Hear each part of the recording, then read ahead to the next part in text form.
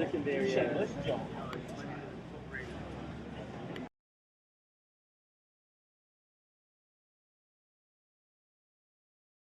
Over on your right. Look at this, the back behind. There we go. Jack, right here. No, just looking this way. Straight ahead. Jack. Yeah. Jack. One more time. Just straight ahead, Jack. Straight ahead. Jack, right in front. Oh, yeah. Let's do a shot. Jack, we do a shot.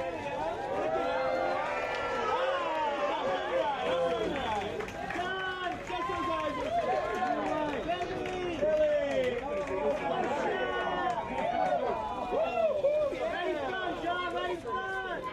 There we go. John, right in front. Straight ahead. Over here. To your right. Sure, Raven. Billy, it's the A smile. Yeah, the A smile. Oh,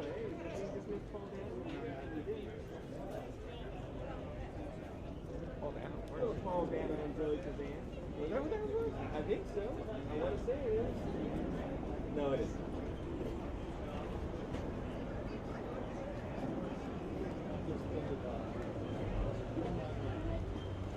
Hello, ladies and gentlemen, and welcome to this morning's Walk of Fame ceremony presented by the Hollywood Chamber of Commerce and the Hollywood Historic Trust.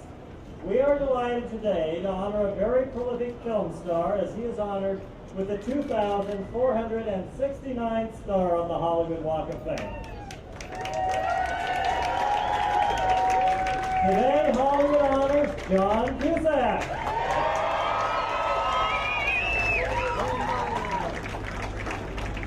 Now, with an impressive body of work spanning the course of 2 decades, John has evolved into one of Hollywood's most accomplished and respected actors, garnering both critical acclaim as well as prestigious accolades for his dramatic and comedic roles. A native of Chicago, I know we've got some Chicagoans out there. I'll say that again, a native of Chicago. John grew up in a showbiz family. Like his brother and sisters, John became a member of Chicago's Piven Theater Group workshop while he was still in elementary school. By age 12, he had already had several stage productions, commercial voiceovers, and industrial films under his belt. He made his feature film debut at age 17 in the romantic comedy Class. All right. John later went on to gain the attention of audiences by starring in a number of 1980s film classics. And if you hear one you like, let's hear it. They included The Sure Thing, Say Anything, 16 Candles, and Better Off Dead.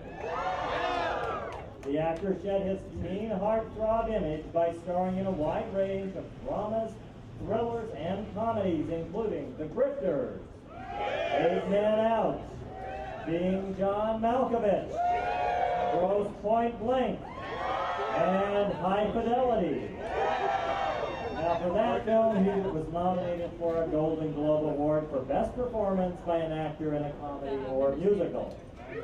Now, in John's current role, he stars as the infamous author Edgar Allan Poe in Relativity's upcoming stylish gothic thriller, The Raven, directed by James McTeague. And it will be in theaters this Friday. It is the macabre and lurid tale of Poe, and these tales of Poe are vividly brought to life and death when a madman begins committing horrific murders inspired by Poe's darkest works. And let me mention, we put a star in front of a bookstore in honor of that, and Larry Evans Bookstore, our oldest bookstore in Hollywood, has actually created an exhibit here about The Raven and Edgar Allan Poe, and featuring John's photo. So take a look at it after the ceremony. John will next be seen in Lee Daniels' The Paperboy. He also recently starred in Roland Emmerich's 2012. You may also have recently seen him in Hot Tub Time Machine, which he also produced his new crime productions banner. Later this year, John will star opposite Nicolas Cage in Frozen Ground. Now, John's impressive list of film credits also includes such titles as Runaway Jury, The Thin Red Line, Midnight in the Garden of Good and Evil, True Colors, Broadcast News, and Stand By Me, to name just a few. On the small screen, John starred in HBO's telefilm The Jack Bull, a traditional Western written by his father, Dick Cusack. And he also served as executive producer on the film.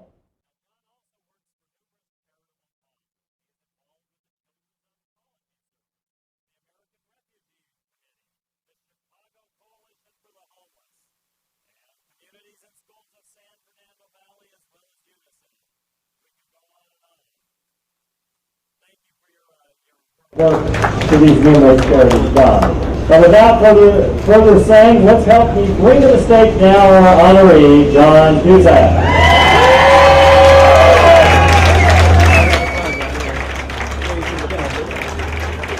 So John is going to stand here while we have a few other people who have come to give special accolades to him in recognition of his getting this start today. Now, an award-winning actress, our first speaker today, has twice been nominated for an Oscar for Best Supporting Actress for her roles in Working Girl and In and Out. She has appeared in numerous films, including 16 Candles, Say Anything, Clanks, High Fidelity, Cradle Will Rock, Grosse Point Blank, Broadcast News, and Friends with Money. Most recently, she reprised her role as the voice of Jessie in Toy Story 3. Please welcome John's sister, Joan Cusack.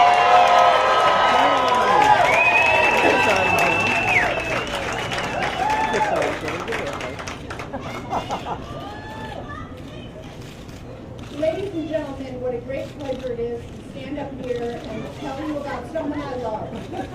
Someone who's worked in this business for over 30 years, one of the greatest living actors of our time, whose charm, wit, integrity, and talent are known all over the world. It is my honor to introduce the most thoughtful, kind, and majestic human being I've ever met. A perfect soul sent here by the angels to grace us with thoughtful, happy characters of unmatched comedic timing. Ladies and gentlemen, two-time Academy Award nominee and the person who should really be receiving a star today, Joan Cusack!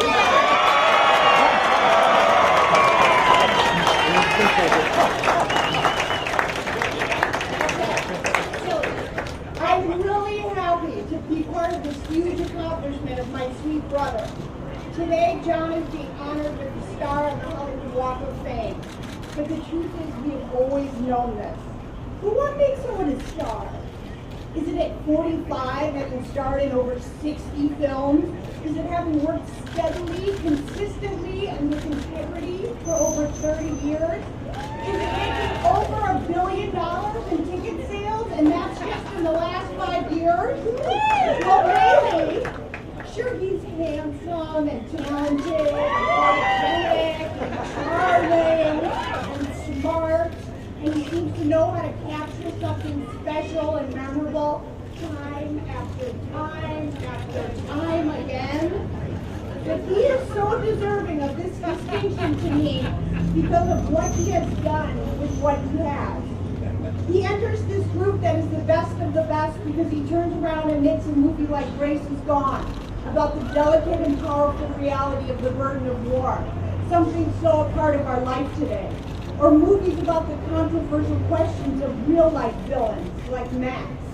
Or films that look at the unexpected business model of war. Movies that take a risk about looking at our complex nature as human beings. He is a star to me because he cares deeply not just about the power of fantasy and escapism, we all need that, but adding to the conversation of reality too. And even truth in romantic comedy, he does so well. John is a star. There's magic in him. Who knows where it came from? Passion for what he does? I think he himself is part It's a Wonderful Life, part Dr. Strangelove, and part Charlie Brown's Christmas. He brings magic not just to movies, but being a loyal friend, a deeply generous brother, a respectful and loving son, a proud and thoughtful uncle, a consummate professional, a fighter, a comrade, and a generous soul. He is magic because he makes it look easy when we know it isn't. And if you've ever wondered what it's like to be a sister, I'll tell you a little secret. John has always thought his name was, well, a little quaint, but I know that it fits him perfectly. It's the name of every man, the regular guy, the champion of the underdog, the guy who dutifully and loyally gazes upon the Cubs with renewed hope and faith and sincere optimism year after year after year. A name that stands with people, not above them. A name that shorten his 6'3" frame by spreading his feet apart to look you in the eye and make you feel like the star. Every time. It's the name that was his father's. A silly, wonderful, scholarly man who was also smart enough to know that nothing beats really caring. John Cusack is a name so deserving of its place on the Hollywood Walk of Fame, and a name I also happen to love because it's so close to Joan. So on behalf of Anne, Phil, LaFern, Sweet Pea, Susie, Kaushik, Jody, Dick, Dylan, Miles, and most especially our mother, who has always been a kindred soul, I want you to know how proud we are of you.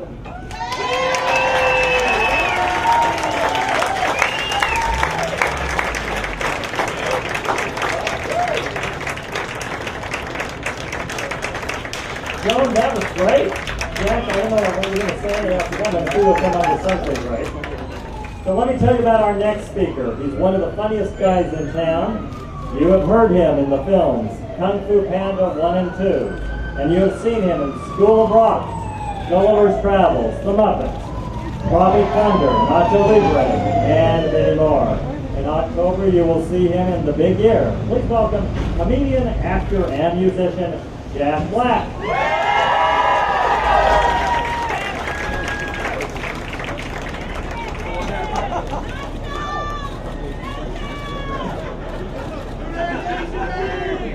All right, that's enough. Johnny Q. I like to call him Johnny Q. Some of you may know he gave me my big break in cinema. And he didn't just hand me the role of a lifetime. He also pushed me in my performance to higher heights. He pumped me up. He coached my flabby ass to the top. And he didn't have to do that. But maybe he was doing it because he wanted the movie to kick ass. That is definitely true. I have no doubt about that. But it was more than that. He's just a good guy. Most actors don't give a crap about other people in the movie. They're looking out for number one. It's a cutthroat, every man for himself kind of biz. And that's why I thank my lucky stars I got to work with such an incredible artist and a class act of a menschy, good stuff potato of a man. Jerry Cusack! I love you, Bill Hammer.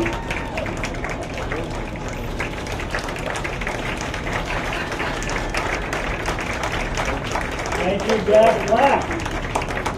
We had a couple of late arrivals who asked that they could also say a few words, and we said, well, of course. Our first is an actor known for his roles in such films as Ghostbusters, Blues Brothers, and also for his work on Saturday Night Live. Please welcome actor Dan Aykroyd.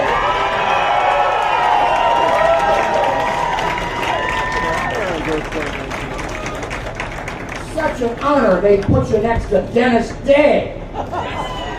Dennis will be on to sing a little later. Thank you so much for the opportunity to speak about the thinking man and thinking woman's actor, executive producer, and writer. Everything that John does has substance, and we benefit from his views of the world and also of his art. We made a classic together called Girls Point Blank. And also a great film called War, Inc., a revision. It was necessary at that time of what was going on in this country. John, this is a great honor for you and well-deserved. You've got Gene Autry and Dennis Day, some singers on either side of you. Maybe that'll be a role you'll embrace soon. I love you, man. Thank you.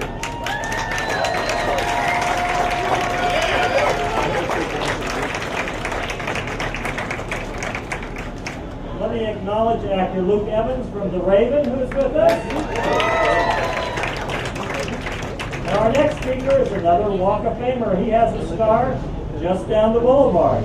He's known for his many acting stars, highlights in such films as Sling Blade, A Simple Plan, Pushing 10, Armageddon, 2012. Please welcome actor Billy Bob Thornton.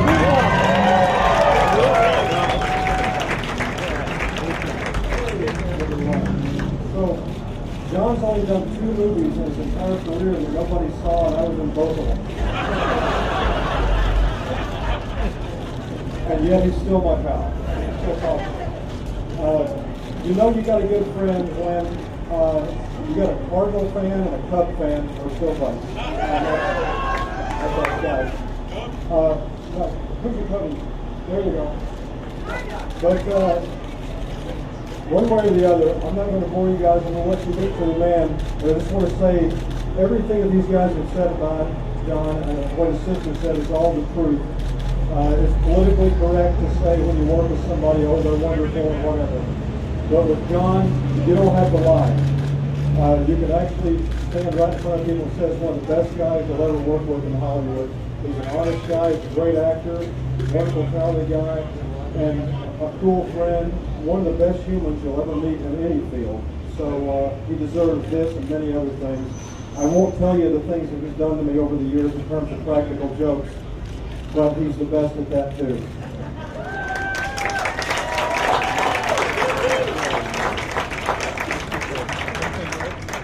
John, we have a resolution here from the city of Los Angeles. They actually own the sidewalk, so we have to thank them for letting us place your star here on Hollywood Boulevard. But on behalf of the city, it's my pleasure to present you with this resolution. Wow. Let's see, John. Look at that. Yeah. Check out, John. Check out for Bob.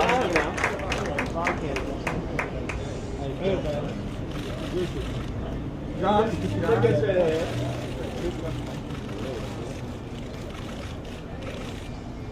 Right here, and I think it's time. You've all been waiting to hear from our honoree, so let me just, by way of a final introduction, let you know that in memory of our late honorary mayor, Johnny Brand, we hereby declare this John Cusack Day in Hollywood.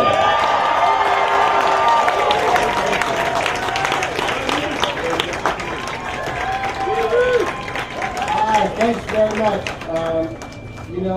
I'm so happy to be here talking to you, and I grew up in Evanston, Illinois, and when we weren't going to baseball games, there was a theater called the Varsity Theater, and it was an old revival house, and they would show double features. And Steve Pick and I, when we went to high school, and before that, when I was a grad partner friend, we used to go see all the double features of all the great filmmakers from the 50s and 60s and 70s, and the European filmmakers. And that's sort of where I fell in love with cinema. I looked up and I thought, those guys telling the stories are pretty awesome, and what they're telling has meaning and speaking to me, and I got to see all of these sort of legends that I learned from, and I listened to all their stories. And so to come up here and see my name next to Gene Autry is very, very surreal. I keep thinking about that Pink song, Hollywood Boulevard, actually. But to the best of my knowledge, I've tried to screw my career up as much as I possibly could. But even with all my best efforts to screw it up, I managed to have lasting friendships and some of my best friends I've ever met in the business. And I got to work with Rob Reiner, John Sayles. This is just a partial list of the people I was lucky enough to work with. Studs Terkel, John Mahoney, Cameron Crowe, Paul Newman, John C. McGinty, Stephen Frears twice, Angelica Houston, Annette Bening, Woody Allen twice, Alan Arkin 3 times, Dan Aykroyd twice. I got to write comedy for Dan fucking Aykroyd. But that, come on, how could get better than that? I got to work with the great Jack Warden, Lily Tomlin, Sir Anthony Hopkins, Al Pacino twice. Clint Eastwood twice, and he worked in music for a movie that I produced with Grace Lowe, my partner. I got to work with Terry Malick, Nick Nolte, John Goodman in a western that my dad wrote. I got to work with Billy Bob Thornton twice. I got to work with Spike Jones. I had a patron like Joe Roth, who was probably the best friend anybody could ever have in the business. best studio executive producer and best friend you could ever have. Dr. Zane Jones, Susan Sarandon, Jack Black, one of the most talented guys in Hollywood, Bruce Springsteen, Ray Liotta, Morgan Freeman, Gene Hackman, Sir Ben Kingsley, Marissa Tomei, Gar Lee, directors like Roland Emmerich, Lee Daniels, and Nicole Kidman. And finally, I get to play a guy like Edgar Allan Poe, and with Jay Duty, great director, and Luke, and a company like Relativity in Chucky Pictures, who are putting it out with the absolute maximum integrity. So to be able to do all that and to still be here and have friends like this is quite an honor. So thank you very, very much, and it's pretty wild to be out here. Thank you very much. Well, it's time to unveil the star. Let's do it, and let's ask all of our speakers if they'd join us.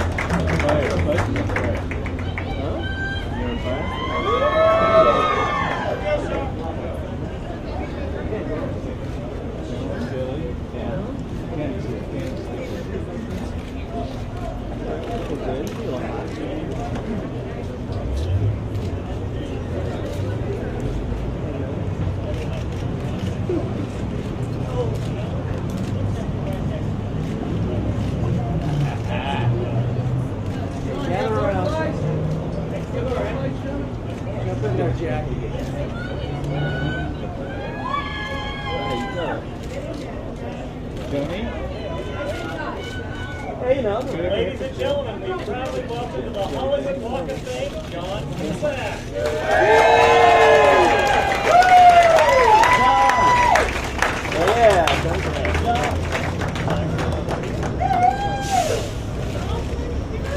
You're right, guys. You're right. You're right. Let's do it.